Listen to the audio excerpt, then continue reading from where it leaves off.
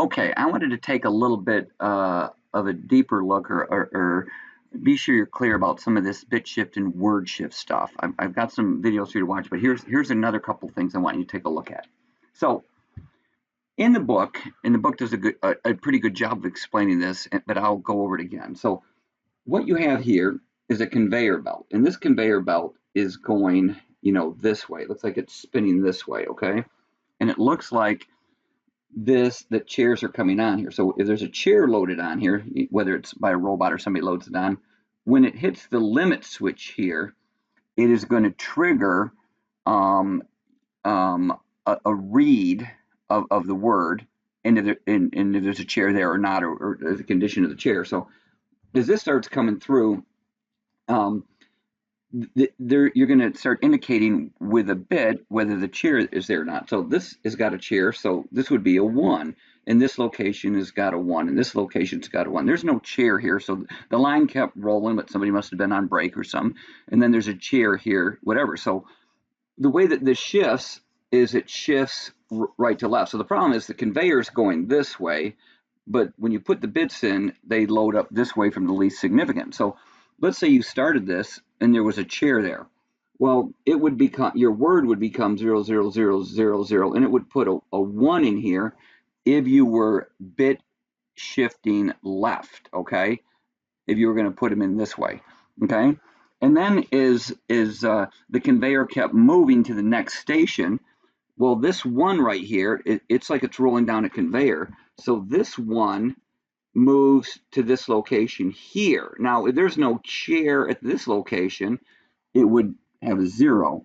But what if there was a chair there as well? Well, that would have a 1 as well. So let's say we roll on another location. These keep moving down the conveyor, and this would go to a 1, and this would go to 1. And once again, if there's no chair there, it would be going in this direction. So one thing that might be a little bit confusing is that when you're bit shifting left, everything is getting bumped this way down that register, even though here it's going left to right and this is going right to left, okay? So if I was looking at this, I might see the bit here as being 1, there's a chair there, no chair, 0, 1, 0, 1, 1, 1. So this is the word of the register that I'm building, looking at this, okay? And so when you do your program and you're looking at your bit shift, let's see what I got here. Here's my bit shift array right here. Remember, you can look at it as decimal, binary, whatever, but for the case of this, you probably want to look at it binary, because we're expecting things to be indicated with a 1 or a 0. So, for example, I just said if for some reason there was a chair right there, this right here is going to become a 1. All right, and notice it's moving. If I'm bit shifting left, it's moving this way. So let's say I had another chair come on. Boom, we hit it. We had a chair at the first location. It went down the conveyor. Even though the conveyor is going left to right, bit shifting left is going right to left. So let's say that 1 shifts over to this 1, and then it would keep going like this. Remember, the word can be shown horizontally or vertically. So this starts generating 1s moving down, and this starts generating 1s moving left, even though the conveyor is moving the other direction. Now remember, let's say it moved again, and then we did have a location here. This 1 is going right down the conveyor with it to indicate, and let's say there wasn't a chair there, and there it goes. It's this 1 is that 1, this 1 is this 1, and that 0 is that 0. So just be aware that this keeps moving, and this will keep moving to the location that represents how long your bit shift array is. Mine is 8 right here, okay, 8. So when I go to my tags, let's say I just had a bunch of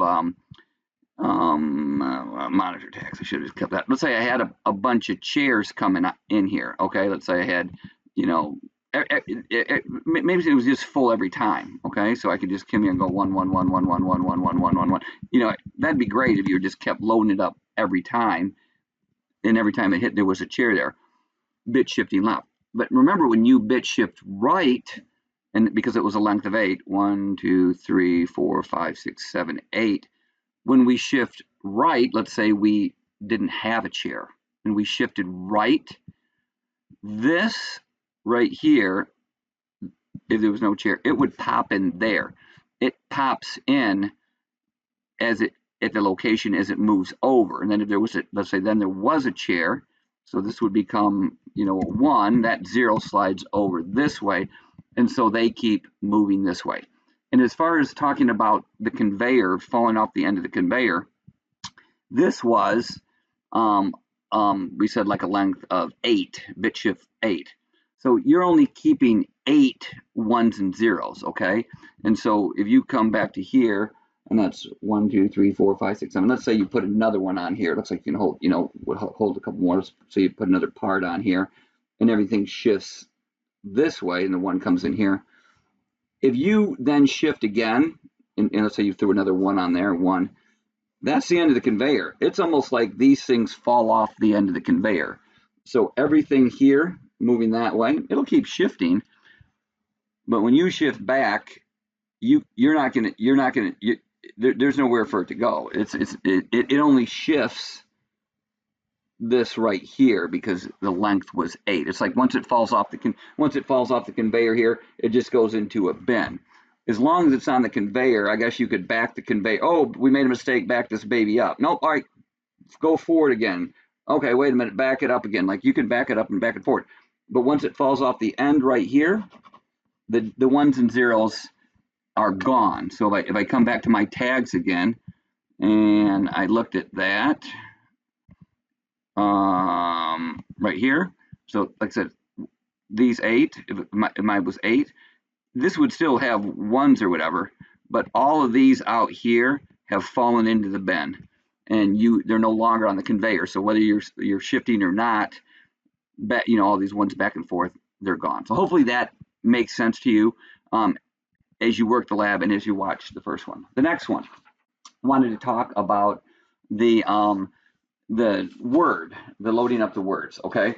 And so when you load up the words and you go first in, first out, let's say, I want to bring in a number. Let's say it's 113. And where am I going to get this number from 113? Well, I want to, in part B, I want like a random number. The first part of it, I think it gives you the numbers 1, 1, 1, 1, 2, 2, 2, 2, 3, 3, 3, 3, and it just stacks them up. And the other part of the lab, I'm trying to get a random number. And the way that we're doing that is a quote random number. So basically your program's going to be running and you're going to have it normally closed here. And every once in a while, I'm just going to push this button right here. And whenever I push this is going to go back to 0 and then start timing again. When I let go, it'll just start timing.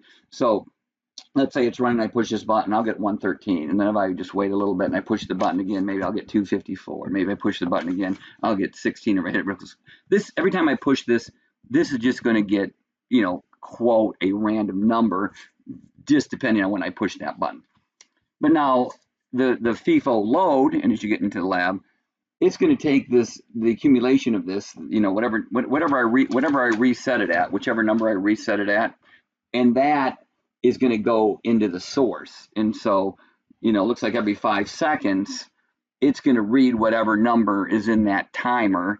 And if I just keep, you know, I'm just randomly hitting it, it's going to be a different number each time. Okay. So that's where this is coming from. And this is for, if we're going first in, first out, it's going to work like this. Let's say I hit 16. That is first in.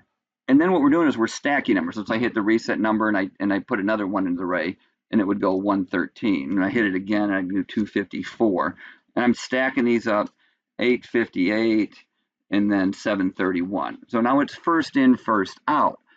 When this is full and I start unloading it, this is the one that gets pushed out to the HMI first, gone.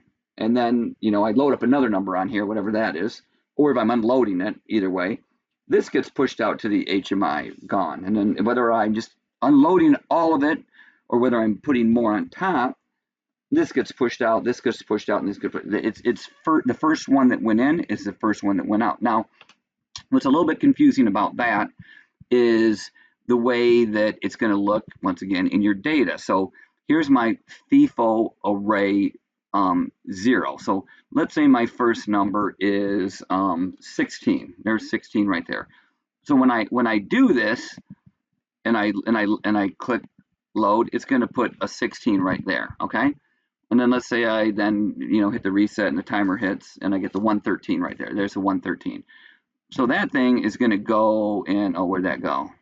That was supposed to be 16.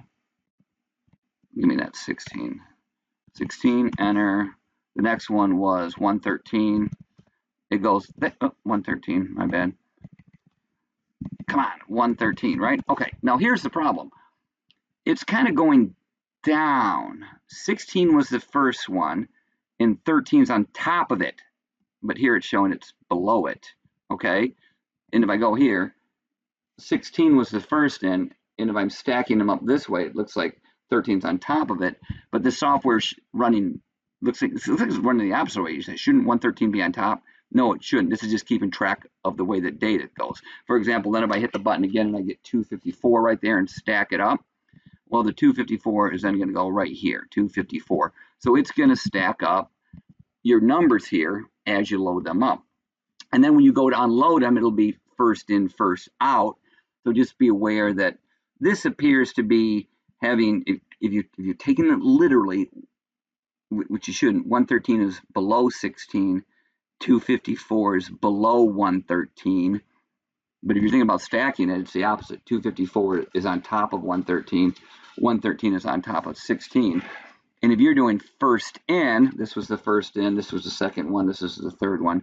If you're doing first in, first out, the first one in is the first one out. Boom. Then you're back to, well, what was the next one? First in.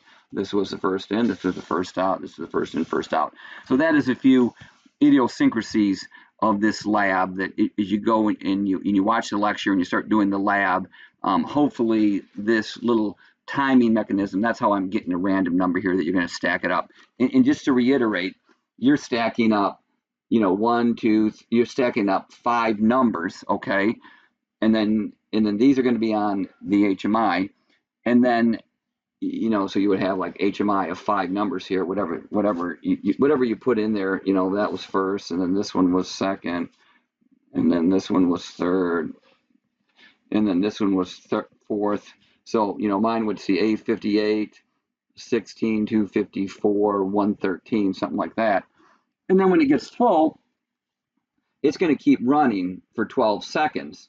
And then as this keeps filling up with numbers, 731, 811, whatever, when this gets full, it'll be done. But once it, excuse me, when it gets full here, if it was 5, 731, these keep moving. This 858 gets dumped to the HMI.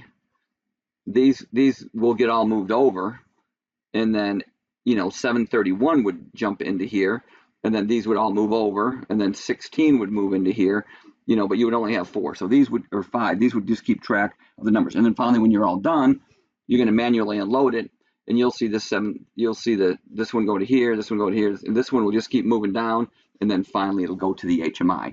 And when you're doing this, and you're loading and unloading, and watch the other video, you'll see when I unload that these numbers will move up and down, whether I'm loading it up or manually unloading it, okay? So this was just another few idiosyncrasies, of this lab, okay? That's what I got for you.